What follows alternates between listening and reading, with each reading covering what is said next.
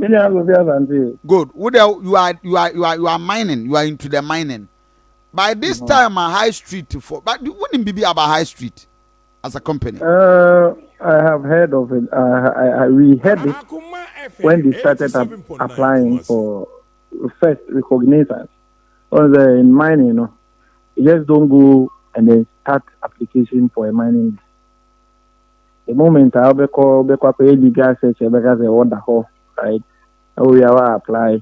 They open a one. They recognize you and I say allocate the amount company so that you can start the necessary documentation in a tree. And in the time when you recognition license, we had it. And at time when you prospecting, we had it until say I apply for mining this. Media no. Every blue no offer. Me not finishing as for the other. We are aware of the owners. Owners, honestly speaking, you try say a call registered number. I want to mean you owners number, but I want to know baby how you meet me a call apply. Heading high should be people with political power and political muscle. And then you won't go to Kakum National Park. There are places this why I am at here. Edema companies. And you know, Kakum Muli National Park ones on the main in Mole National Park and so yes you 87.9. On it me Bui Dam area more. Aye. The on the map no mad look at Biama companies area also my Nico.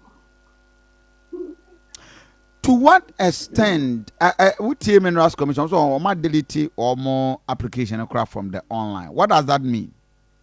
Truth of the matter is Obine Kobulo cover. The Ama public domain and they would have been granted the license and yeah they will be a crab bed. And two, Minas Commission say a 1 year farmer yeah my own started application info. Okay. Now yeah delete. I had to say Okoye driving license. A man is it should be 18 years. That's what I say. Yeah. It should be a sound mind. You should be a Ghanaian.